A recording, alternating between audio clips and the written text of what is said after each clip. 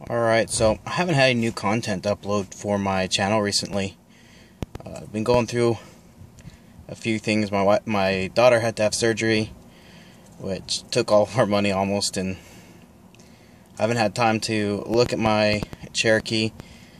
After I installed the lift kit, I put some time into looking at getting the overheating problem addressed, so I replaced some hoses, replaced the water pump on it, but it's still overheating. It doesn't immediately boil over.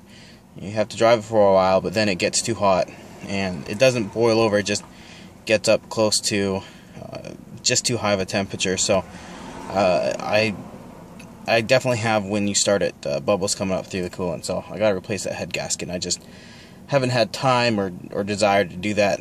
I've done a lot of work on cars recently, so I'm taking a break. But I've been driving a 98 Ford Escort. I picked up for $500. Didn't have working air conditioning. Had pretty bald tires. And it had a check engine light on, so I tried to replace the O2 sensors, since the code said that they were bad. That didn't fix it. It was an electrical issue that had to be addressed, and without air conditioning, that wasn't working. I tried to get that fixed, but the compressor was bad. There were a lot of other problems with it, but it was fine. It didn't cost much to run it, didn't cost much to insure it, so I was just going to run it. But then this last week on my way home from work, the transmission quit shifting up into second gear, up into third gear from second, and it quit going into reverse properly. It would just slam into reverse. So I told my wife, if I can sell this car on Saturday, I'll list it. If I can sell it within 5 hours, I'm going to go out and get myself a different car. And well, it sold in actually less than 2 hours. So while I was waiting for the guy to come pick it up, pay me the money, I was shopping online and I came across this. This is my new car I bought myself. Paid just over $6 grand for it. It's a 2005 Infiniti G35. It's got about 150,000 miles on it. It's not a perfect car. There's some things like a hole in the seat here, the leather. The previous person was a smoker, so it has just a slight hint of, that kind of smoke smell in it. They've masked it with a bunch of cleaning product, but for the price, I just didn't see anything else. I have a wife, 3 kids. I have to be able to fit 3 car seats in a car, as well as be able to fit a double stroller in the trunk. And you'll actually be surprised at how many cars out there are not capable of fitting 3 car seats across the back safely, and able to have a large enough trunk to put a double stroller in the back, as well as a few other things. One other thing that this has is the stereo here. It has the problem that a lot of them have. This car, when I did the research, as far as the engine, transmission, all that goes, it's very reliable, but some electronics, which is actually pretty typical on higher end cars. Kind of funny. I don't understand why they don't use a more generic stereo system, because I'm going to have to take this whole bezel out. There's a replacement, costs about $150. You keep your controls here, but then you have the ability to put in a double din. So it'd be nice to have. I've never had a car with navigation. I've never felt the need for it, but I can see the benefit of having a navigation in the car, so I might be tempted to do that. I actually don't really listen to the radio a whole lot, and I usually have my iPod, so what I really want is an aux jack here, or Bluetooth, and this doesn't have aux or Bluetooth on it, which is fine. So I'll just do a quick walk around of the vehicle.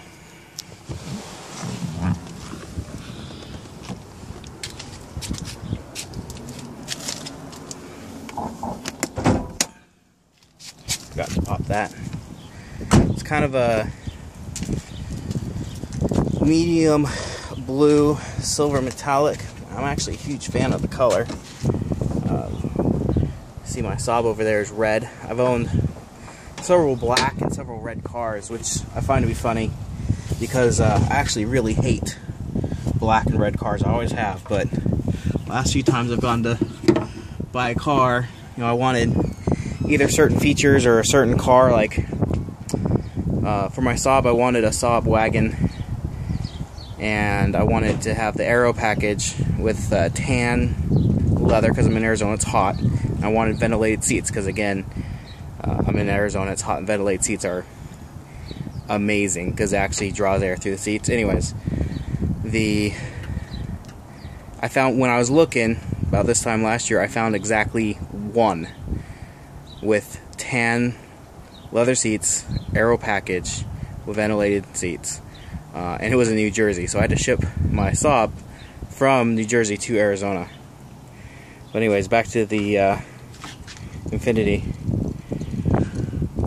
It's got a big plastic cover. Unfortunately, I can't see the engine, and a lot of times you can just pop them off, but this one's actually screwed on.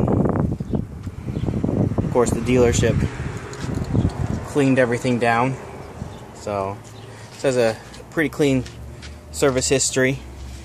Carfax showed that it was in one accident. I guess the previous owner hit a curb and that had to get fixed. I thought this was interesting. The battery's under this cover. I know for some cars, like some of the Saturns have the battery in the trunk, which keeps the battery cooler.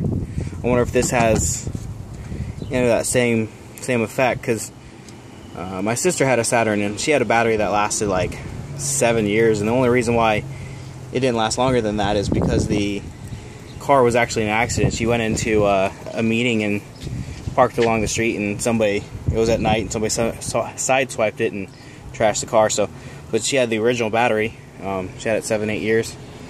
My Saab, on the other hand, under engine temps, because of the turbo, gets pretty high, and so it actually cooks batteries. Batteries last maybe 2 years, especially here in Arizona with the high heat. So I actually don't put very expensive batteries in it because there's no point. It just eats the batteries. So I'm gonna have to see about that. But the engine runs smooth. Doesn't seem to burn any oil. Doesn't smell hot when it's running. You know, when you've been driving it for a little bit. It's the last rear-wheel drive vehicle I had, well, other than my Cherokee, which is, you know, four-wheel drive, was a truck. I had a Isuzu i290, which is exactly the same car as a Chevy Colorado. Same truck, I should say. So, headlights are a little frosted over. That's nothing.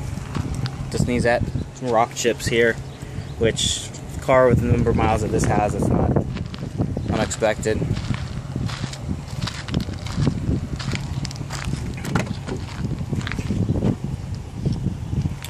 Again, interior is pretty good. Just some holes here and there in the leather. Seats are actually very comfortable. That's the car seat that's always in the car, and then we have my son's booster here and a rear-facing infant carrier we throw in. So, when I was looking, my price range was about $6,000. There just really wasn't a lot in my price range. You know, I could have bought a van. Vans are convenient for family, but this is really meant to be my commuter car when I'm driving to and from work. And vans are hard to see out of. At least I find them to be hard to see out of. I thought about getting a smaller car because I actually like driving small cars. I think they're fun, sporty. But, you know, the practical side of me, again, 3 kids. Gotta be able to fit 3 kids worth of stuff into whatever car I buy. And so made me look at larger cars, and there just really isn't a lot in that price range. I wanted something under 150,000 miles, under $6,000, and there just wasn't a whole lot, and this kind of just stuck out to me, so I picked it up. It's been fun to drive. I've driven it. I got it last night. Drove it home from the dealer. Actually, I let my wife drive home, and she wouldn't tell me how fast she went on the freeway. She comes from a family where they buy really crappy cars, old beat up cars, and for cheap. And then I've spoiled her. I've bought her a couple Saabs and a couple other nice cars, and she drives kind of fast, so I don't know what to do about that other than buy her a slow car. Her next car will be a van. But yeah, I really like it. Drives nice. Don't know a ton about it yet, just because, like I said, I've had it less than 24 hours. So, if you have any questions about it, about any of my other videos, feel free to ask. I'm more than happy to answer any and all questions. All right, thank you.